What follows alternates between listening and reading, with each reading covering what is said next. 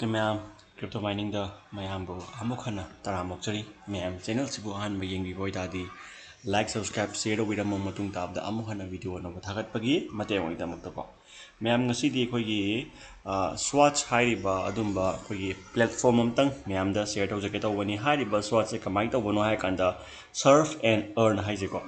noina si hairiba pot se khoi gi desktop su yai android phone su any phone any yai ko yamba ko and hairiba pot se kamai tok dono har kan nang na search to halle dana search to ga search to bagi search to ham da koi advertise thorak to ne bako advertise thogla ga paisa tan bi wani da adu es ko nang laptop ta kumba desktop to kumba oi 24 hour taw matam da paisa dum phana phang mane bako adu pot nin tak to je ada aham da koina sign in kai ka taw janga manung da koina si swatch hapani ko aduga koina extension hapani ahambada nang web smai lai ni ko get started an ngani get started chile chang matam da swatch ki extension thola ni ko extension dinang na koi remove to chrome an hai ko id add to extend add to chrome an hai kane chrome gum do into view ko chrome gumba adu man hena tawbana khodong chai maram di kayino hai matam da atay gumba browser di ad blocker gumam yawe ko adun ad blocker yaw da bada tawbane na fai ko swat extension si lai re ko swat extension la koina yes I am hapalorga yes I am new here je met lo ko I am new here je met ani sing thabiro aduga aina term and agree se agree tawbiro ko aduga next tower ni ko next tower hi jom ko agree tawbiro adu koina next tower ni ko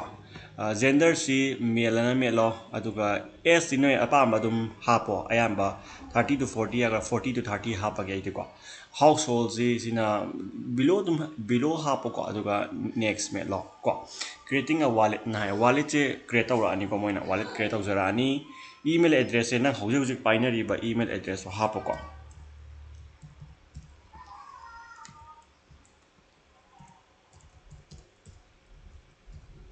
email address I'm not a robot confirm tabiro aduga koina submit ana mail ko aduga haiba verification code ama nangi email la lagani email da verification code to koina mail asi ko hojiko ai yenge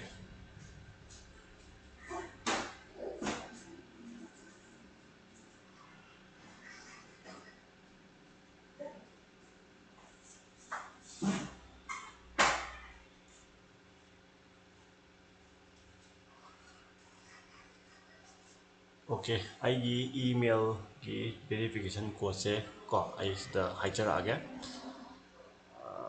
kai chakrage ne sile ko ai email verification code se ai namage ko ai namage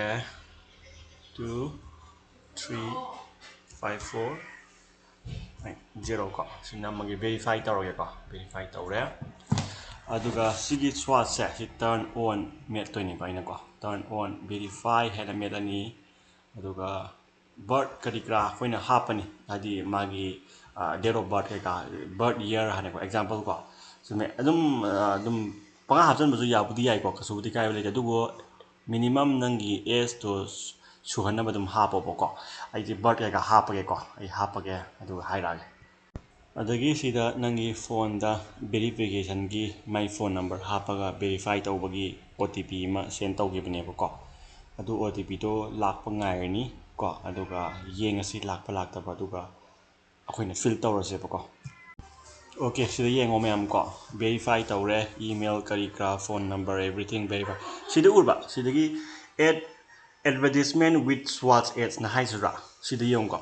sida akoina sida earn from ads na si loina on tawbiro ba si ma'am ko si ma'am je loina on tawbiro ko aduga profile laire adugi aje google la thoma ji yengasi ko google GOOGLE google ko google thoma se google thoma tamda akoina google hai matamda advertise pangtok thok le mani wi yong ko advertise pangtok thok la ne ba google hai kana ko si thom dong ma le ko ungni network se tang nungai te ai gi ko tudani speed che tang lower cast speed ne hai ta ai ha idi yong ko swai jaga thola kanin ko swai jaga thola kane si green ma chu nga le ko si turn on da lai ra bane ko on da lai ra bane ada every sumain thoi khudingi nang paisa tan ba hawra bane nang je ko tang yeng si ko ungan gi je si yong ko profile la lai re adagi magi dashboard la lai re ko si earning da yong ko earning da si sumaina claim lo yara ne si pot claim yara ne swash token ni ko akoina claim do de ko swash ni to history da lai re adagi si thobu tho man yeng si thola kan he ko tang tap pa gi ni ko thola kan he fight makha thola swash kan thola kan he ko SWA swash kan ko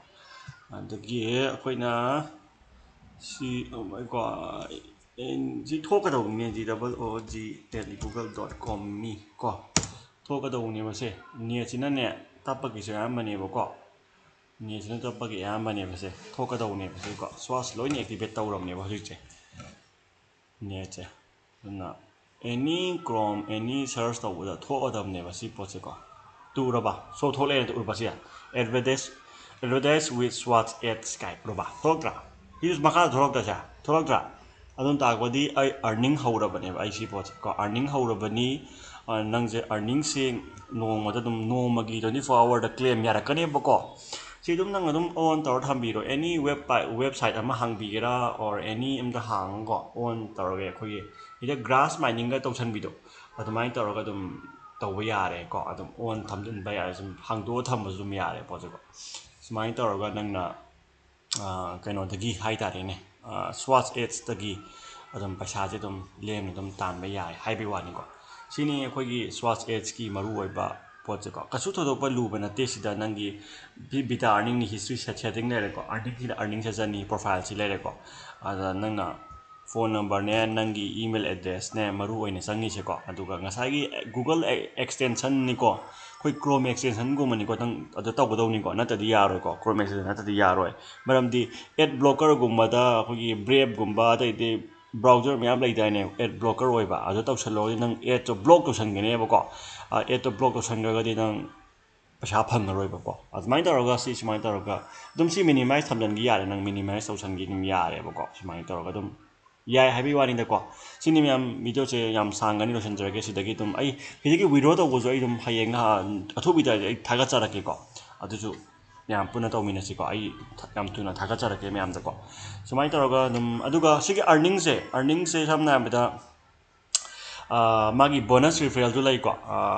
hina get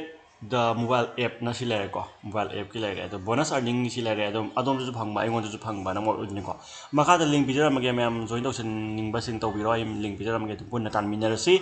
ado si har ka video solution jarake mem thank you and good night